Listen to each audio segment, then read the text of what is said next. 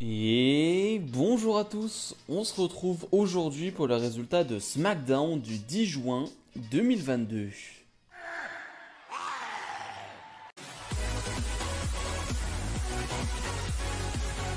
On ouvre le show avec un match de qualification pour le Money in the Bank masculin. On retrouve Sheamus face à Drew McIntyre. Déjà une rareté chez WWE, en tout cas chez Raw et SmackDown. Un match pour débuter un show, c'est très très rare. Je ne sais pas c'était quand la dernière fois qu'on a vu ça. D'habitude on a le droit à une promo. Et bien là non, un match direct et ça fait plaisir. Et en plus c'est un bon match d'une dizaine de minutes. Alors il n'y avait pas de surprise sur le fait que ce soit un bon match entre Sheamus et McIntyre. Parce qu'il y a 2 ans, ils ont eu une longue histoire lors de l'ère Thunderdome. Et c'était vraiment excellent, vraiment tout leur combat, que ce soit avec des stipulations ou non, était vraiment très très bon. Donc j'avais pas de doute sur la qualité de ce match. Et là en plus ils vont aller très loin. C'est-à-dire qu'à plusieurs reprises on va nous faire croire à des fins de match. Et pas du tout. Les deux vont même reprendre des prises de l'adversaire dans l'arsenal de son adversaire. On va avoir le White Noise porté par McIntyre. On va avoir Sheamus qui va porter le Future Shock DDT. Donc c'était vraiment cool comme match. Et la fin est surprenante où finalement McIntyre en a un peu marre des interventions de Butch. Et Sheamus et McIntyre vont se donner des coups de chaise les deux. Donc finalement les deux vont être disqualifiés et il n'y a pas de gagnant. Voilà, on ne nous dit pas que c'est Sheamus qui a gagné par disqualification, on ne nous dit pas que c'est McIntyre qui a gagné par disqualification. Disqualification, on revient même après la pub et les deux sont encore en train de se frapper. La sécurité est obligée d'arriver pour les séparer.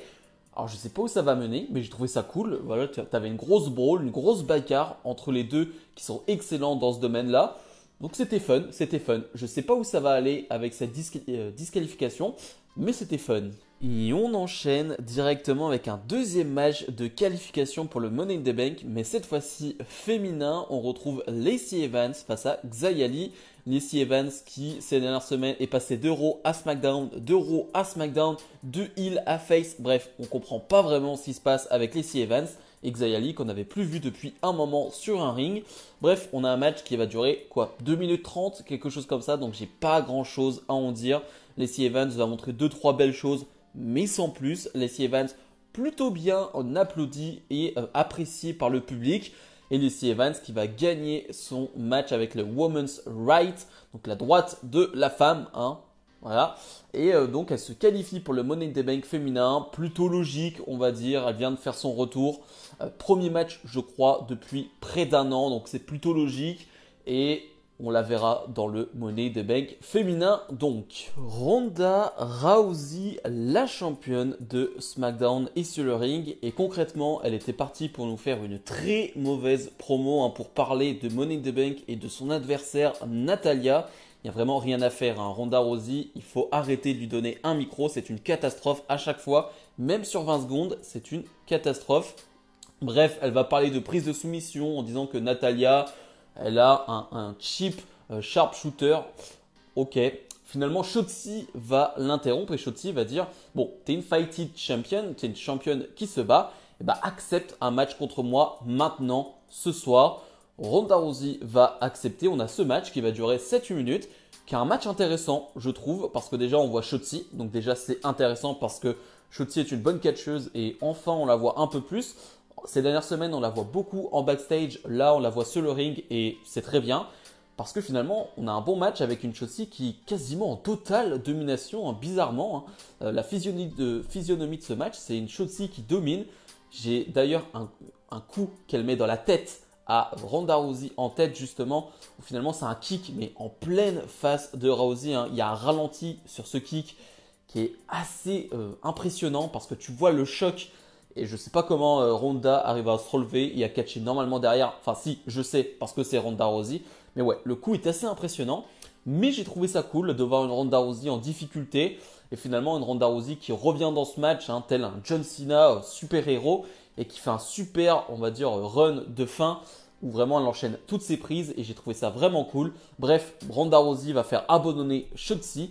Et après le match, elle va se faire attaquer par Natalya qui va lui porter un sharp shooter. Donc c'était cool. Franchement, j'ai plutôt bien aimé. À part les quelques secondes de promo de Ronda Rousey qui n'était pas terrible du tout.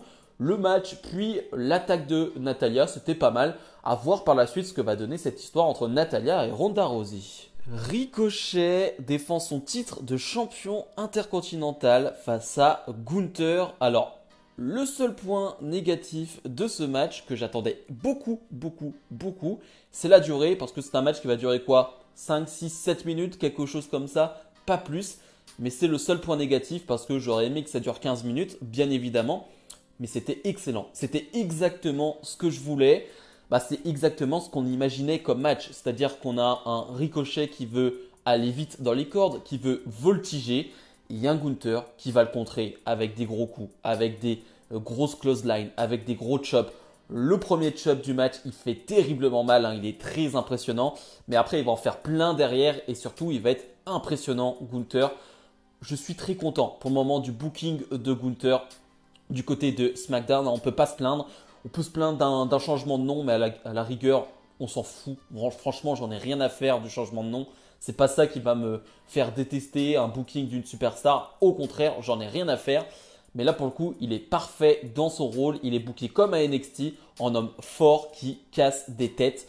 Et c'est ce qu'il va faire. C'est ce qu'il va faire parce que là, finalement, il y a une intervention de Ludwig, donc son partenaire, mais elle n'est pas sur la fin de match. Et finalement, sur la fin de match, Gunther va enchaîner Ricochet, va porter sa powerbomb. 1, 2, 3, victoire de Gunther qui devient le nouveau champion intercontinental. Petite surprise, pas vraiment, parce que on s'en doutait. Vu le booking de Gunther ces derniers mois, ces dernières semaines, on s'en doutait qu'il allait prendre ce titre. Encore une fois, qu'il y ait un changement de titre, que Ricochet perde le titre, ça ne me gêne pas. Mais avoir le booking, parce que moi, Ricochet, champion intercontinental, sur le papier, j'étais content. Et finalement, il n'a pas été mis en avant. Alors, un peu plus que Nakamura en tant que champion, mais c'était quand même pas encore ça. Il faut espérer que maintenant, avec Gunther, ce soit mieux parce que c'est quand même un titre très prestigieux, le titre intercontinental, et il mérite d'être mis en avant. Et le main event, Riddle face à Sami Zayn. Alors, si Riddle perd ce match, il sera banni de SmackDown à tout jamais. Et si Riddle gagne ce match, il aura un match face à Roman Reigns pour les 2 titres de Roman Reigns la semaine prochaine à SmackDown. Et donc pas à Money in the Bank, mais bien à SmackDown.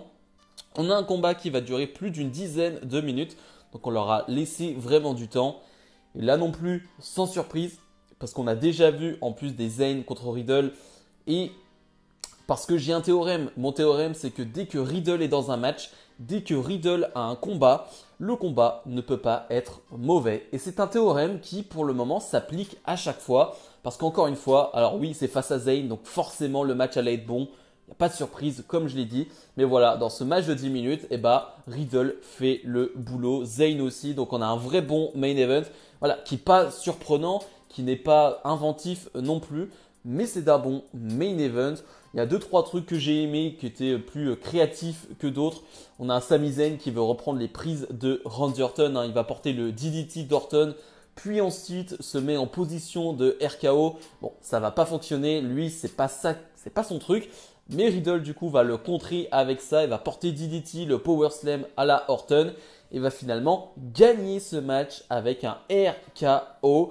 Donc victoire de Riddle qui affrontera la semaine dernière le champion Roman Reigns.